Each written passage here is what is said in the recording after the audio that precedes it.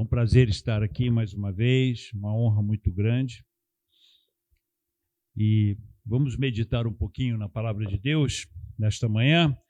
E para isso eu convido os amados para abrirem suas Bíblias no Evangelho segundo escreveu Lucas, no capítulo 14, a partir do verso 25. Evangelho segundo escreveu Lucas, capítulo 14, a partir do verso 25. Todos acharam? Glória a Deus. Diz assim as Sagradas Escrituras: E iam com ele grandes multidões, e voltando-se, disse-lhes: Se algum homem vier a mim, e não aborrecer a seu pai, e mãe, e esposa, e filhos, e irmãos, e irmãs, sim, e também a sua própria vida, ele não pode ser meu discípulo. 27. E quem não carregar a sua cruz e não vir após mim, não pode ser meu discípulo. Porque qual de vós, querendo edificar uma torre, não se assenta primeiro para calcular o seu custo, para ver se tem o suficiente para acabá-la? Para não acontecer que depois de haver posto os alicerces e não sendo capaz de acabá-la, todos os que a virem comecem a escarnecer dele, dizendo: Este homem começou a edificar e não foi capaz de acabar. Ou qual é o rei que, indo guerrear contra outro rei, não se assenta primeiro e se aconselha se com 10.000 é capaz de sair ao encontro do que vem contra ele com 20.000? Do contrário, estando o outro ainda longe, ele envia embaixadores e pede condições de paz. Assim, pois, qualquer de vós que não renunciar a tudo quanto tem, não pode ser meu discípulo. O sal é bom, mas se ele perder o sabor, com que se há de temperar? Nem servirá para a terra, nem para adubo, mas homens lançam-no fora. Quem tem ouvidos para ouvir, que ouça. Amém? Minha tradução é um pouquinho diferente, ela é da King James, mas deu para os irmãos entenderem. Amém? Vamos orar, queridos? Amado Senhor, esta é a sua palavra, e, meu Deus, te pedimos agora que o Senhor toque os nossos corações e as nossas mentes para a meditação desta manhã. Meu Deus, que possamos sair daqui mudados, transformados. Entramos de um jeito, que possamos sair de outro jeito, Senhor, do teu jeito, que é o que importa. E esse texto vem a nos falar exatamente isso, a sermos do seu jeito. Então, Pai, nos ajude nisso. Pai, que o Senhor conforme os nossos corações e as nossas mentes, segundo a tua palavra. Sê comigo, ó Deus, toma-me em teus braços agora, e eu sou teu instrumento nas tuas mãos, e te agradeço por essa oportunidade que o Senhor me dá, em o nome santo do Senhor Jesus. Amém. Podemos sentar, queridos. Um texto bastante emblemático, irmãos. Muito emblemático, né? É um texto que, se você for se aprofundar nele, ele vai começar a mexer com os teus brios, vamos dizer assim, vai começar a mexer profundamente com o seu interior. Mas eu queria trazer aqui para nós uma declaração que o próprio apóstolo Paulo fez, que para mim, na minha opinião, resume toda a essência do que é ser um cristão. Então, eu queria abrir a meditação desta manhã indo para essa declaração que Paulo faz, que para mim é o cerne de toda a vida cristã. Se alguém te perguntar um dia o que é vida cristã, o que é ser um cristão, como é que é andar com Cristo, está aqui a resposta. Gálatas 2:20, que diz assim: estou crucificado com Cristo, não obstante, eu vivo. Porém, não eu, mas Cristo vive em mim, e a vida que agora vivo na carne, vivo-a pela fé do Filho de Deus, que me amou e entregou-se a si mesmo por mim. Interessante que Paulo, quando ele faz essa declaração, ele diz não obstante, ou seja, eu estou aqui, é meu corpo, é minha carne, mas não sou eu mais que vivo. Mas Jesus utiliza desse vaso, Jesus utiliza dessa mente, Jesus utiliza desse corpo, é o que Paulo está dizendo, não é mais ele, mas é Cristo nele. E isso aqui é forte demais, irmãos, porque mexe com essa ideologia nova de cristianismo que tem sido pregada por aí.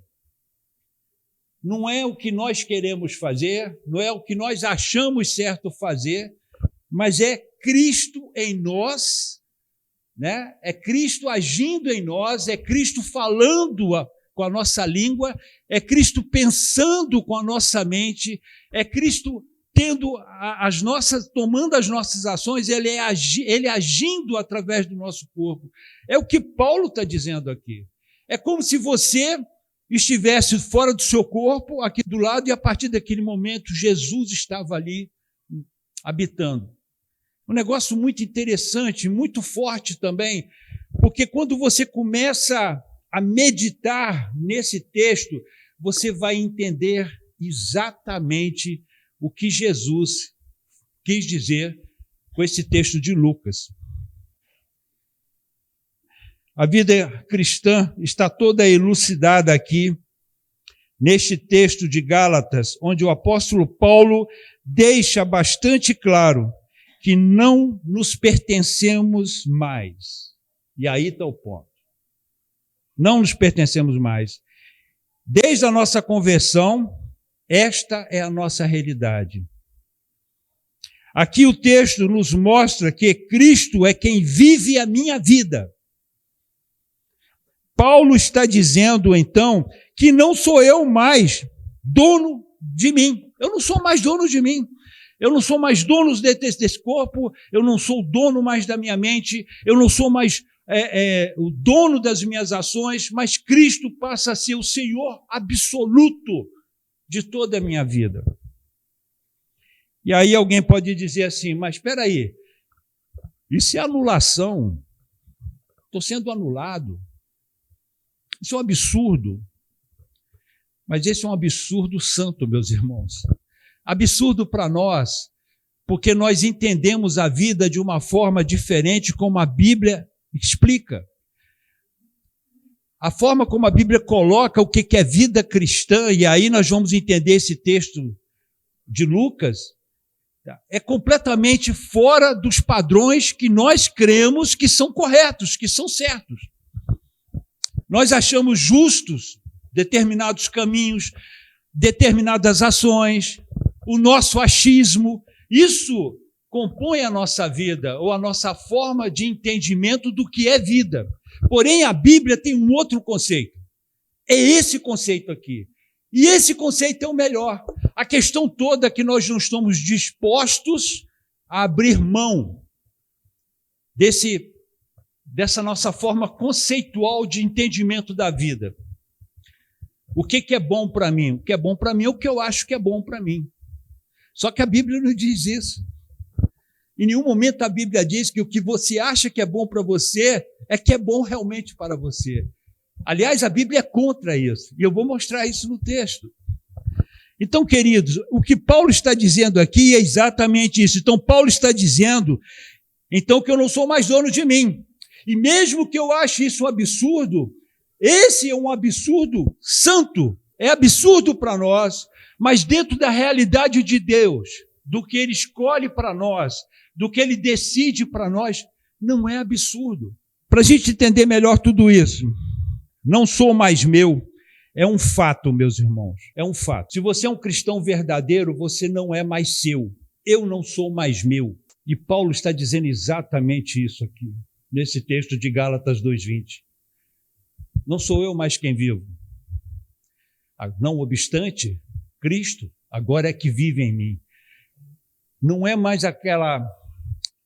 essa relação de pertinência, ela passa a ser completamente modificada a partir da sua conversão. A partir do momento que você decide por Cristo, você está abrindo mão. Vou repetir. Nós estamos abrindo mão, a partir da nossa conversão, da nossa propriedade de nós mesmos, de nós sermos os donos de nós mesmos. Não somos mais. Não nos pertencemos mais. Pertencemos a Cristo. E somos dele. E por causa disso, nossas ações vão ter que coadunar, vão ter que entrar nessa perspectiva de pertinência, que agora que é Cristo meu dono e dono absoluto. Mas vamos para frente um pouquinho. Nós estamos falando aqui, meus irmãos, de rendição incondicional e controle total de Jesus sobre nós. Não existe cristianismo, não existe conversão sem rendição. A rendição incondicional é aquela rendição que você se dobra e você não tem mais direito sobre nada. Isso é cristianismo. Qualquer tipo de pregação ou ensinamento de um suposto evangelho em que te dá direito de alguma coisa está contra a Bíblia, está fora da palavra. Porque a própria Bíblia diz, esquece, você não é mais seu dono. Agora você pertence a Cristo. E se você pertence a Cristo, Ele passa a ser o Senhor absoluto da sua vida. Suas ações são controladas por Ele. Seus pensamentos são controlados por Ele. A sua vida é controlada por Ele. E se não está sendo assim, comece a se preocupar com isso. Comece a se preocupar com isso. Olha o que Jeremias fala, lá em Jeremias 10, 23. Senhor, eu sei que o caminho do homem não está nele mesmo, nem se encontra nele o dirigir os seus passos. Vou repetir. Eu sei que o caminho do homem não está nele mesmo, e nem se encontra nele o dirigir os seus passos. Irmãos, a Bíblia está dizendo que eu não sei dirigir os meus caminhos. A Bíblia está dizendo que eu não conheço, eu não sei qual o melhor caminho para mim. Nessa matéria, meus irmãos, nós somos verdadeiros incompetentes. Não temos condições de nos dirigir. Não temos condições de saber o que é melhor, o que é certo, o que é errado. Nós não temos essa condição, mas Jesus tem. Ele é o único que pode nos controlar, Ele é o único que pode nos dirigir. Irmãos, rendição incondicional é isso. É difícil pregar um cristianismo assim, porque este é um cristianismo, ele exige subordinação. Ou seja, eu chego para Deus e Ele vai dizer para mim o que eu tenho que fazer e eu vou dizer, sim, Senhor, eu vou fazer. Você não pode fazer isso. Sim, Senhor, eu não vou fazer. Isso é cristianismo. E nós estamos muito mal acostumados, porque o que é pregado hoje é que você pode fazer alguma coisa, é que você pode achar alguma coisa, é que você pode definir alguma coisa na sua vida. Quando na realidade não é assim que a Bíblia nos mostra. Jeremias está dizendo isso, Senhor, eu não sei como dirigir os meus passos. Senhor, eu sou incompetente para saber qual o caminho certo que eu devo seguir. Engraçado, queridos, que a Bíblia fala isso, existe um discurso contrário a isso. No entanto, todos aqueles que preferem optar pela outra escolha se dão mal na vida. E aí vocês vão ver as tragédias, vocês vão ver as guerras, vocês vão ver os conflitos, você vai ver famílias sendo destruídas, você vai ver vidas sendo destruídas, casamentos mal feitos, tudo porque escolhemos fazer do nosso jeito. Percebem? Qual é a prova, Cleiton, que isso aqui está certo? Qual é a prova que o que a Bíblia está afirmando está correto? A prova é o resultado que está aí fora. Não tem como discutir, não precisa ser uma sumidade, uma inteligência descomunal para você perceber que se você não faz conforme a Bíblia está dizendo, o resultado está aí fora, está nas nossas próprias vidas, nos erros que cometemos no passado. E todas as vezes que nós não permitimos que Jesus dirija o nosso caminho. É simples, irmãos. O evangelho é coisa simples. É experimental. Não é retórica, mas é vida. E é fácil de você ter essa percepção. Mas vamos lá. Vamos agora para o texto. Depois desse preâmbulo, com Paulo dizendo para mim o que é cristianismo. Eu falei, Cleito, o cristianismo é isso. É Cristo vivendo em você. É Cristo fazendo as coisas através de você. Você não faz mais nada. É Jesus agindo em você. Sabedores disso, da essência do que é cristianismo, agora nós vamos para o nosso texto áureo. O que nós lemos agora há pouco, para a gente poder entender o que Jesus quis dizer. Uma coisa interessante, meus irmãos, que à luz do nosso texto áureo, nós vamos entender melhor essa questão da nossa pertinência. E isso nós vamos considerar 4 pontos que eu, lendo o texto, o Espírito Santo me mostra esses 4 pontos muito claros, né? O texto sagrado começa assim: iam com ele grandes multidões. E a maioria quer andar com Jesus. A maioria quer Jesus. A questão toda aqui, meus irmãos, é como eles querem esse Jesus. Para que eles querem esse Jesus? Em Lucas 14, 25a, está escrito exatamente isso. E iam com ele grandes multidões. As multidões querem Jesus, mas quem não quer? Quem não quer as curas que Jesus faz? Quem não deseja a prosperidade que só Jesus pode dar? Quem não quer as bênçãos que só Jesus pode oferecer? Jesus não quer que você sofra. Não é esse o discurso aí fora? Jesus não quer que ninguém sofra. Então venha para Jesus para você não sofrer mais. Venha para Jesus para você ser curado. Venha para Jesus para você ter sua vida consertada. Quem é que não quer uma coisa dessa, meus irmãos? As multidões lá no passado queriam isso e elas seguiam Jesus. As multidões de hoje querem esse Jesus. As multidões de outrora e as multidões de hoje buscam a mesma coisa. Então, queridos, é esse o Jesus que a Bíblia nos apresenta? Então, esse é o primeiro ponto que eu queria considerar, que Jesus é algo que todo mundo quer, dentro dessa perspectiva que eu estou falando, desde que seja bom para mim, desde que satisfaça os meus desejos, desde que preencha as minhas necessidades, esse Jesus é bom para mim. É que Jesus mesmo, o próprio Jesus, faz um choque de realidade. Essa é a minha expectativa, um Jesus que satisfaça aquilo que eu quero ter, um Jesus que possa preencher as minhas necessidades. Aí Jesus vem e fala assim, então deixa eu te dizer para que eu vim. Aí Jesus vai dar um choque de realidade, porque Jesus nunca se omitiu de trazer a verdade e de nos mostrar a realidade para a qual ele veio. Então, lá na parte, nos versículos 26, 27 e 33 do texto que nós lemos, está escrito assim, se algum homem vier a mim, e não, olha só como é que Jesus começa o negócio. O cara está com uma expectativa.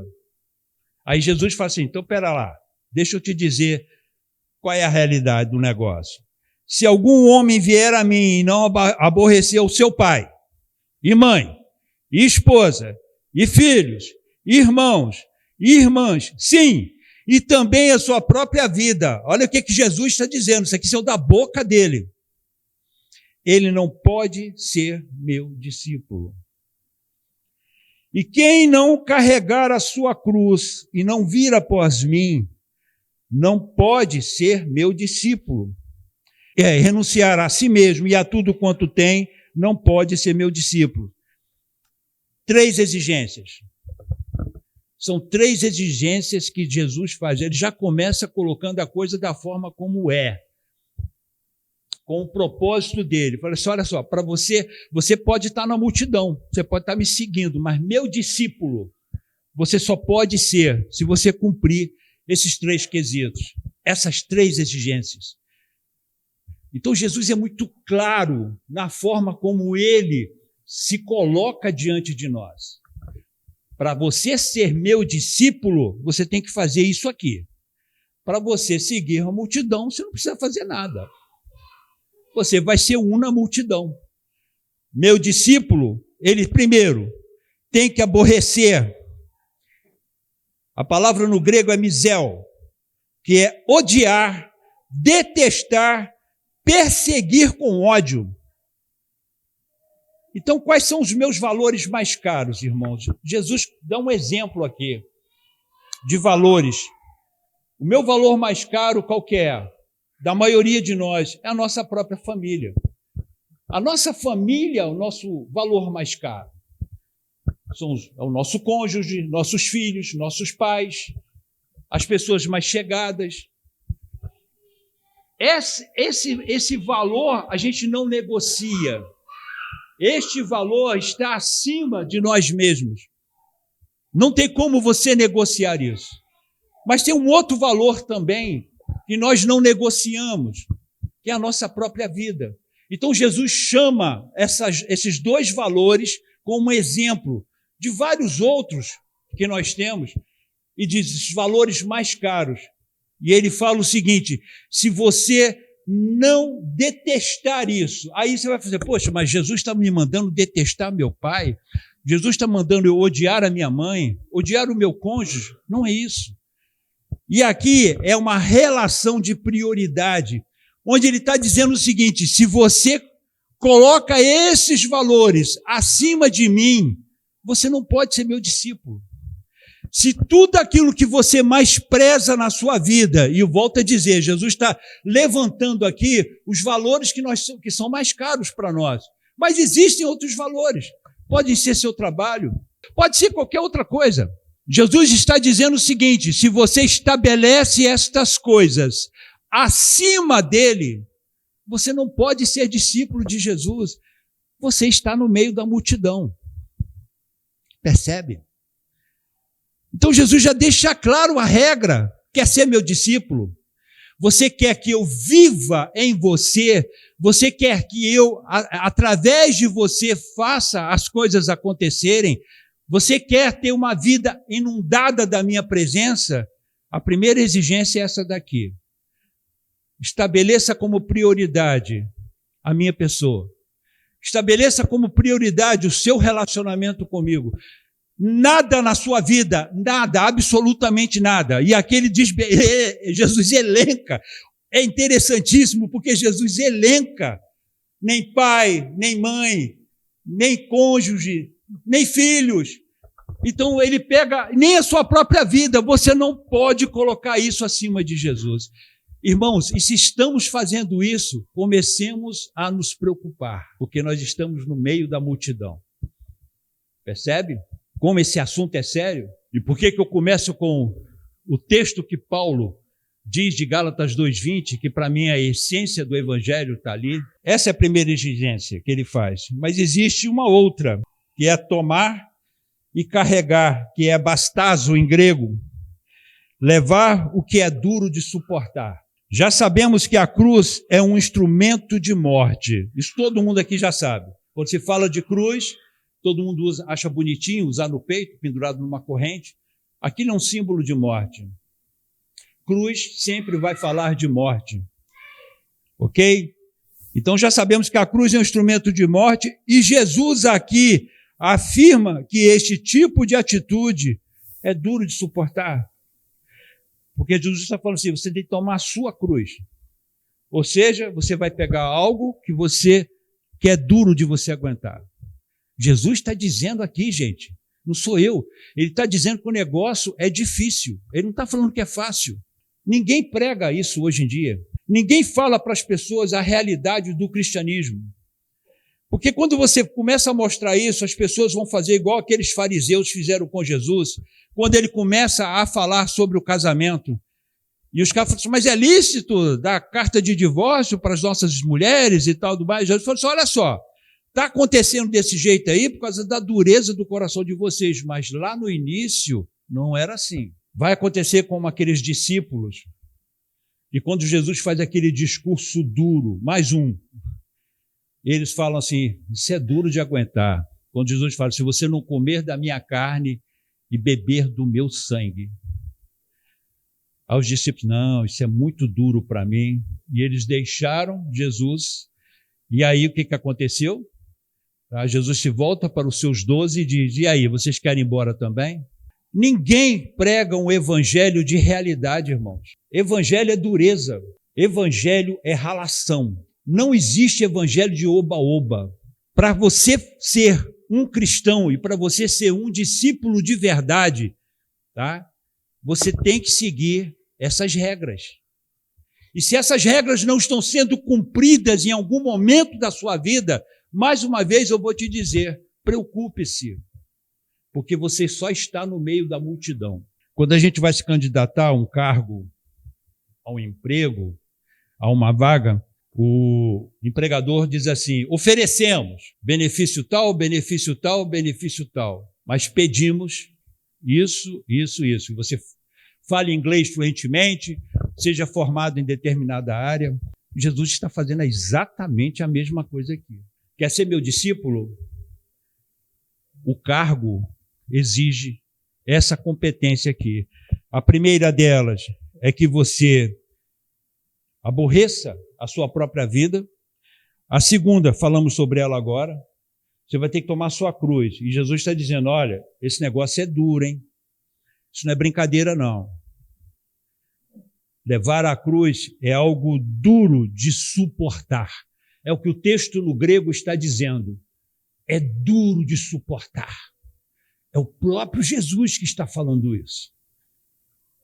Em 2 Coríntios 4, verso 10 e 11, diz assim, sempre carregando no corpo a morte do Senhor, da morte do Senhor Jesus, para que a vida também de Jesus possa ser manifestada nesse corpo, em nosso corpo. Porque nós que vivemos, somos sempre entregues à morte por causa de Jesus, para que também a vida de Jesus possa ser manifestada na nossa carne mortal. Gente, quando Paulo escreve isso, não tem como você entender o evangelho de uma outra maneira. Não tem como você entender um evangelho de oba-oba. Não tem como você ter o entendimento de um evangelho medíocre que é pregado aí fora, que exige menos do que a Bíblia coloca. E como estamos errados, irmãos, quando seguimos um evangelho frouxo, um evangelho que não nos vai levar para o céu. Esse é o ponto. Um evangelho falso, mentiroso, fracassado. Porque Jesus está dizendo aqui, gente, o evangelho que vai levar vocês para o céu é esse que eu estou pregando aqui. Preocupe-se, irmãos. Eu devo me preocupar se a minha vida não está consonante às exigências colocadas por Cristo aqui. Em terceiro lugar, a renúncia, em grego, que é apartar-se, separar-se, afastar-se, renunciar é abrir mão. Portanto, visto que nós também estamos rodeados de uma tão grande nuvem de testemunhas, deixemos de lado todo o peso e o pecado que tão de perto nos rodeia e corramos com paciência a corrida que está proposta a nós. Preste bem atenção no texto de Hebreus, capítulo 12, verso 1. Quando nós falamos de renúncia, falamos de abrir mão. Abrir mão, irmãos, é deixar de lado. É você abrir mão dos seus sonhos. Parou para pensar nisso? Você tem que abrir mão dos seus sonhos.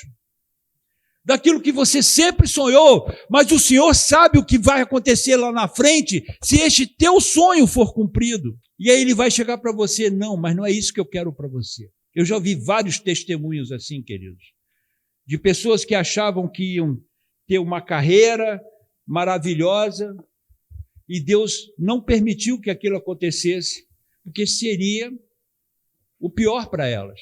como eu já vi pessoas desobedecendo Deus no seu chamado, naquilo que Deus colocou para elas, e elas se deram mal lá na frente. Todos nós aqui conhecemos exemplos como esse. Abrir mão. Renúncia é você deixar de lado aquilo que você acha que é certo fazer. E o texto de Hebreus ele é muito enfático, deixar de lado todo o peso e o pecado. Peso, algo que te embarace, algo que vai atrapalhar a sua jornada. Jesus sabe exatamente o que nos atrapalha, irmãos. Por isso que Jeremias fala, Senhor, não compete a mim, não compete a mim determinar o meu caminho. A renúncia tem tudo a ver com a bagagem que acumulamos ao longo da nossa vida. É preciso que deixemos de lado, que é colocar de lado, tirar do caminho, remover, que é o que a palavra em grego diz. Então essas três exigências, elas são muito bem colocadas por Cristo e de uma forma clara. Não existe nada velado aqui. O texto é simples. Se você ler o texto, você vai ver exatamente isso, que você vai ter que um dia, quando você aceita Jesus, você vai ter que aborrecer a sua vida, tá? Você vai ter que tomar a sua cruz, e Jesus já está dizendo, esse negócio não é fácil. O próprio Jesus está falando que isso não é fácil de fazer, tá? E você vai ter que renunciar. Esse é o cristianismo verdadeiro, irmão. Esses 3 pontos que são desse tópico que eu acabei de falar, que é o choque de realidade que Jesus dá. Porque todo mundo está no meio da multidão, mas o discípulo, ele só é discípulo se ele cumprir essas exigências do cargo, vamos dizer assim. Mas existe outra coisa interessante também, que esse texto áureo que nós lemos nos traz, que é a questão do planejamento e de ponderações. Lá em Lucas 14, 28, 29, 30, 31 e 32, nós vamos ver exatamente isso. Olha o que Jesus fala aqui. Porque qual de vós, querendo edificar uma torre, não se assenta primeiro para calcular, guarda essa palavra, o seu custo, para ver se tem o suficiente, guarda essa palavra, para acabá-la. Para não acontecer que depois de haver posto os alicerces e não sendo capaz de acabá-la, todos os que virem comecem a escarnecer dele, dizendo, este homem começou a edificar e não foi capaz de acabar. O qual é o rei que, indo guerrear contra outro rei, não se assenta primeiro e se aconselhar se com 10.000 é capaz de sair ao encontro do que vem com 20.000? Do contrário, estando o outro ainda longe, ele envia embaixadores e pede condições de paz. Gente, o que Jesus está mostrando aqui, nada mais, nada menos do que um planejamento. Calcule, veja se você tem o suficiente para poder entrar nessa empreitada. E o que acontece muito hoje, meus irmãos, é que muita gente não faz isso. Uma pregação, meus irmãos, quando a gente vem para o púlpito para ensinar, a gente traz a prática daquilo que Jesus ensinou. Então, na prática, o que quer dizer isso? É que muita gente vem para Jesus, mas sem calcular, sem planejar como é que vai ser a minha vida daqui para frente. Eu tenho o suficiente para isso?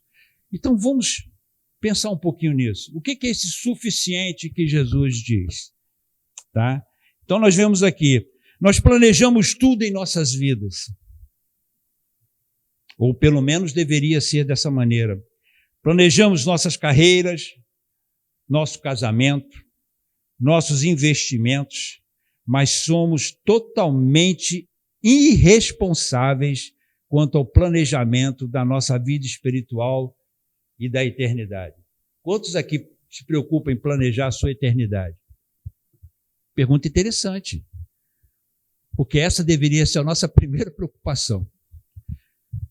A nossa primeira preocupação deveria ser a eternidade, porque o tempo nosso voa, logo, logo nós vamos morrer. Logo, logo morreremos. E aí vem a eternidade. E nos planejamos para isso. Nós nos planejamos para tudo. Nossa aposentadoria, nossa previdência privada, não é assim? Né? Com quem nós vamos nos casar, a nossa carreira. Né? Eu quero ser um médico, então eu vou me planejar para ser médico. Me empenho, me esforço, me dedico, me dou.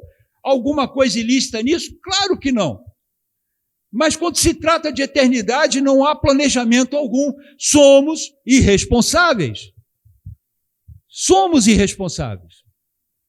E é o que Jesus está mostrando aqui. E aí Jesus fala assim, você quer entrar nisso sem planejamento? Você quer entrar nisso sem ponderar as circunstâncias desse negócio?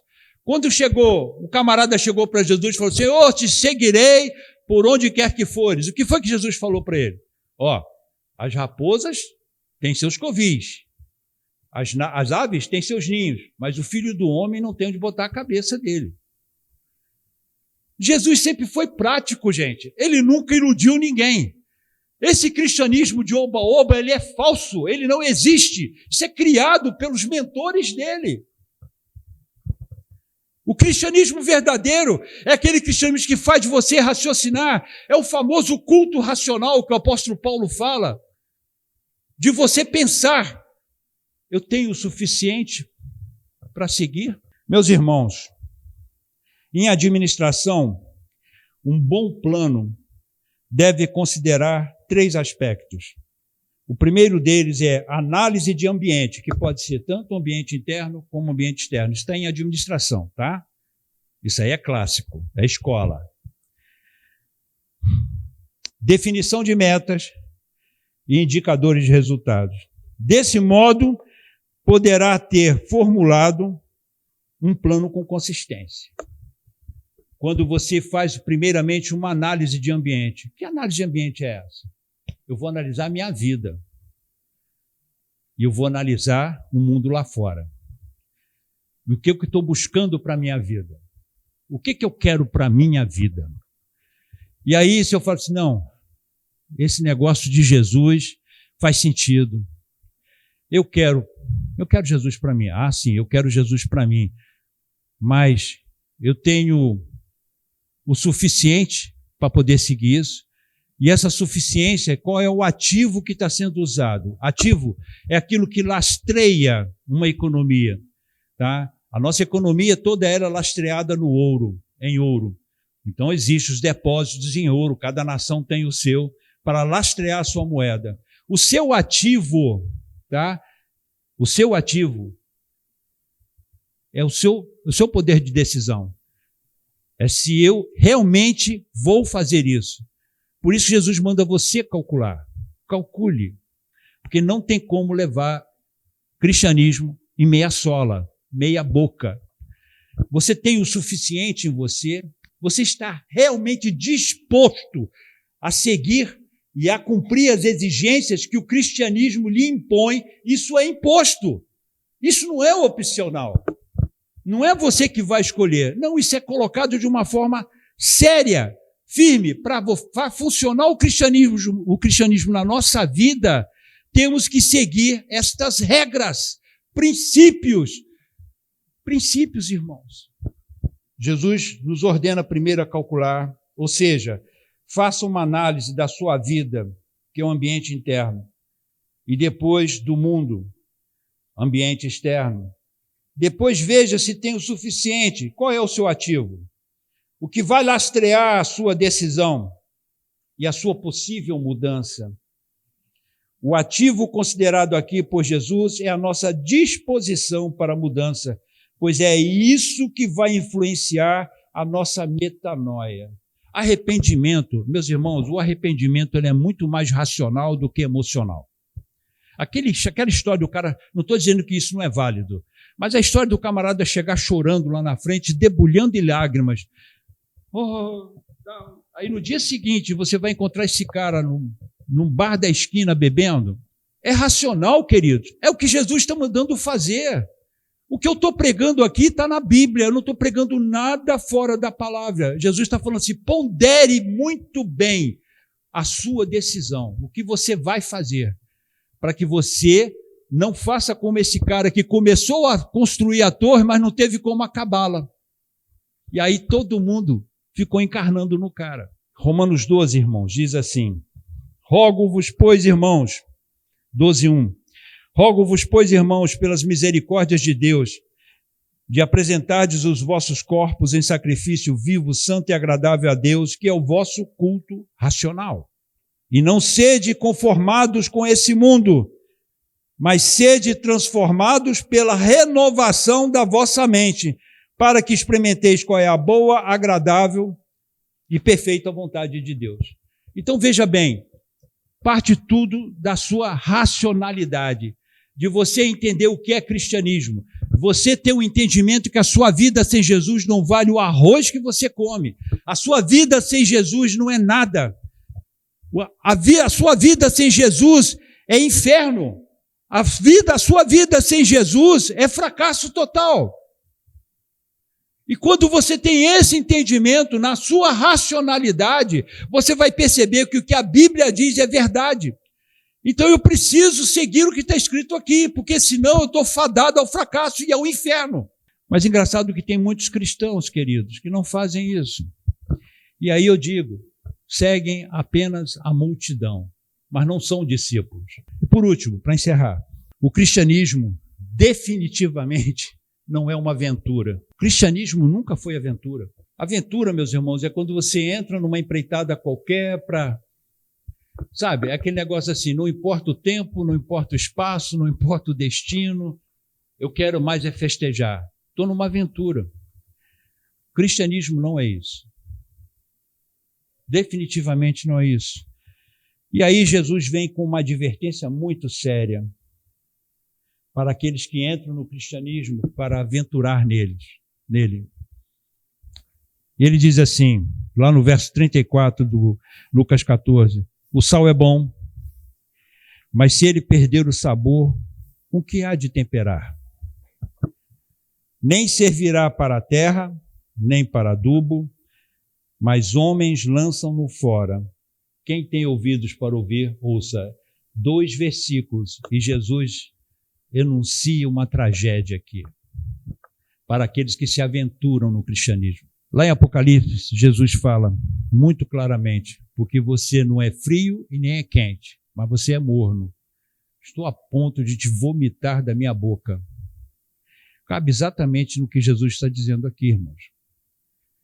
Para os aventureiros, para aqueles que estão no Evangelho, levando isso na flauta, levando isso na brincadeira, levando isso de uma forma irresponsável. Ninguém precisa ser discípulo de Jesus, ninguém é obrigado a isso, mas se você quer ser um discípulo, cumpra as regras, porque se lá no trabalho, que agora eu estou aposentado, mas no meu trabalho eu assinava um contrato, tá? E se eu não cumprisse as regras, eu ia ser demitido, porque eu não estava de acordo com o que a casa tinha anunciado para mim. Simples, irmãos, eu não entendo, às vezes eu não consigo compreender as pessoas, às vezes eu fico pensando, meu Deus, uma coisa tão fácil de entender, você não é obrigado a seguir a Cristo, mas se você for seguir e quiser ser um discípulo, as regras são essas. Não tem historinha, não tem conversa. As regras são exatamente essas aqui. Aí Jesus diz que o camarada entra para seguir a Cristo, não cumpre as regras. E aí ele está dizendo qual vai ser o final do cara. Ele vai ser lançado fora. Ele vai ser pisado. Jesus está dizendo o seguinte, simplesmente ele está dizendo o seguinte, olha, você está fora. Eu nem te considero mais. O texto lá em Hebreus capítulo 6, ele é muito claro quando ele diz o seguinte, não há mais possibilidade de renovar essa pessoa para arrependimento. Não tem mais como renovar, porque tudo foi passado para ela. Irmãos, é muita responsabilidade que nós carregamos. Quando somos cristãos, temos uma responsabilidade que a gente nem percebe. e levamos esse evangelho na flauta. E Jesus está dizendo que seremos pisados se isso perdurar, se continuar sendo assim. Ser um discípulo, um seguidor de Jesus, é ser um influenciador. Percebe? Se você não influencia o ambiente que você está, preocupe-se. Eu vou falar sempre isso aqui. Se eu não estou influenciando a minha casa, a minha família, os meus filhos, quando eu sento na mesa para almoçar com eles, eu baixo minha cabeça para orar. Eles não oram, mas eles calam a boca. Eles calam a boca. Trabalhei num lugar, e nesse lugar que eu trabalhei, toda a campanha, tinha várias campanhas, quando teve uma campanha do Halloween, essa praga do inferno. E aí a gerente, veja bem, a gerente veio conversar comigo se eu me importava que colocasse os enfeites de Halloween no ambiente. Ser cristão, você tem que influenciar o ambiente aonde você está, e não o contrário, ser influenciado pelo ambiente. E o que mais existe hoje são cristãos influenciados pelo mundo. Precisamos fazer diferença na nossa família, na nossa escola, no nosso trabalho e na nossa sociedade, irmãos. O sal influencia o meio aonde ele está. Aonde o sal cai, ele salga. Aonde o sal cai, ele preserva. O sal dá sabor, impede a decomposição. O sal faz o seu trabalho por antagonizar, preste atenção nisso, por antagonizar o que está ao seu redor. O sal, ele é antagonista, ele está ao contrário, ele está na contramão. Uma determinada substância tem um sabor, sal cai nela, muda o sabor daquela substância. O sal está na contramão, e nós temos que estar na contramão, irmãos. Gente, é Jesus que está falando isso, não sou eu. Está escrito na palavra de Deus. É diferente, é contrário à corrupção. E isso exige que o discípulo deve ser o contrário do homem do mundo. Se nós somos iguais a eles, preocupe-se. Preocupemo-nos, que isso serve para mim também. O discípulo deve ser o contrário do homem do mundo em todos os aspectos morais e religiosos. Se o sal perder suas propriedades, para nada mais serve.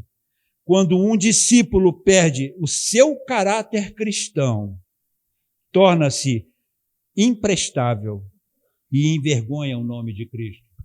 Parou para pensar nisso? Quando Jesus dá o seu final nesse texto, ele está falando o seguinte: você ou eu, a partir do momento que nós perdemos a nossa propriedade e o nosso caráter cristão, somos imprestáveis. Você sabe o que você ouviu isso de Deus? Ah, Deus não fala isso. Deus fala isso sim. Deus fala isso sim, porque ele diz que te vomita, me vomita da boca dele. Eu estando nessa condição, está escrito na palavra. Agora, para encerrar, esse texto maravilhoso de Hebreus, capítulo 2, a partir do verso 1, que diz assim: Portanto, convém-nos atentar com mais zelosa atenção às coisas que temos ouvido. Presta atenção no que o texto de Hebreus está dizendo. Atentem com mais atenção e de forma zelosa pelo que vocês estão escutando aqui agora, para que em nenhum momento as deixemos escapar. Porque se a palavra dita pelos anjos foi inflexível e cada transgressão e desobediência recebeu uma justa retribuição, então tem consequências, ok? O não cumprimento das exigências gera consequências. Como escaparemos nós? Olha o que o texto sagrado diz. Olha o que o Espírito Santo está falando para mim e para você. E como escaparemos nós se negligenciarmos tão grande salvação, a qual, a princípio, começou a ser proclamada pelo Senhor e foi-nos confirmada por aqueles que a ouviram. Para finalizar, quando o texto fala de você atentar, a expressão em grego é proseko, aplica-se a concentrar-se em segurar.